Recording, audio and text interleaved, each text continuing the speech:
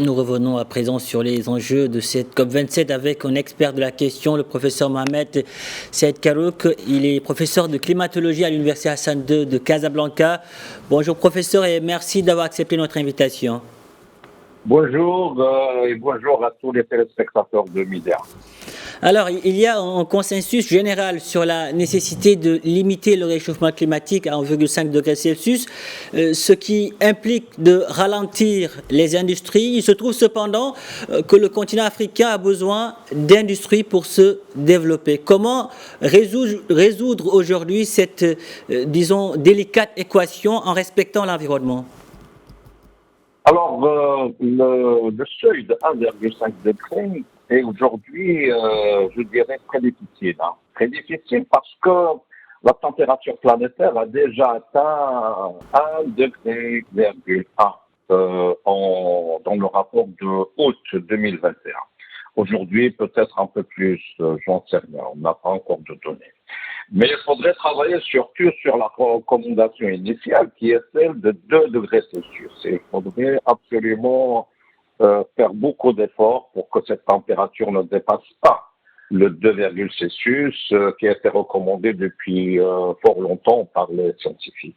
C'est un seuil au-delà duquel la vie sur Terre deviendrait très difficile vis-à-vis des événements météorologiques et climatiques, vis-à-vis du cycle de l'eau, l'augmentation de l'évaporation, de la sécheresse, et puis un retour brutal de l'eau, des précipitations qui donnera trop d'inondations, qui détruira nos infrastructures, etc., etc. Donc, il faut faire un effort particulier. Dès à présent, on a pris beaucoup de retard quand même. Et à partir de là, 1,5, moi je n'y crois pas. Je ne pense pas qu'on pourra l'atteindre.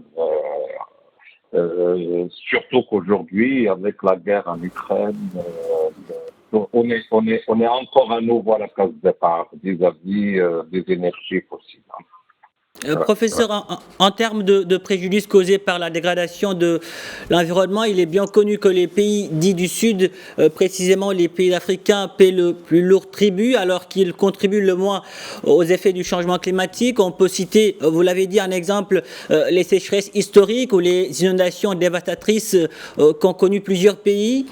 Les engagements sont nombreux, mais aujourd'hui, comment les pays d'Afrique peuvent-ils amener les autres à respecter ces engagements ?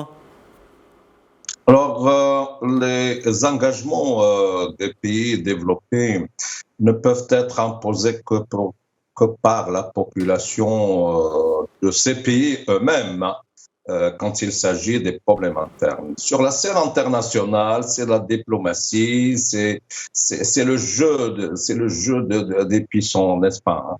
Il faudrait que les Africains, à ce niveau, fassent valoir leur poids diplomatique sur la scène internationale et imposés par des moyens qui sont les leurs. Il faudrait les trouver, les chercher. Il existe ces moyens.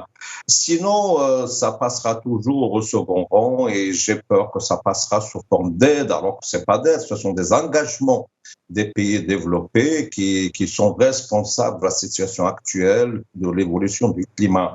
Et que ce que subit l'Afrique et les Africains, ce sont des conséquences de cette évolution imposée par les industries occidentales. Et dans le même ordre d'idées, comment obtenir les fameux financements pour l'adaptation qui peinent à arriver ? C'est dans le même sens de ma précédente réponse. Ces engagements financiers ont été prononcés et faits par les pays les plus développés depuis très longtemps, depuis le sommet de Durban. Aujourd'hui, on a laissé ce sommet loin derrière nous, mais rien ne s'est concrétisé.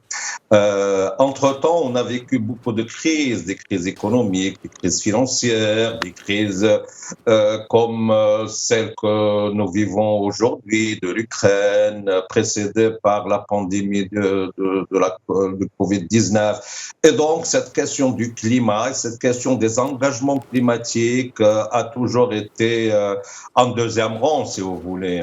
Alors, à partir de là, c'est aux pays africains de savoir valoriser ce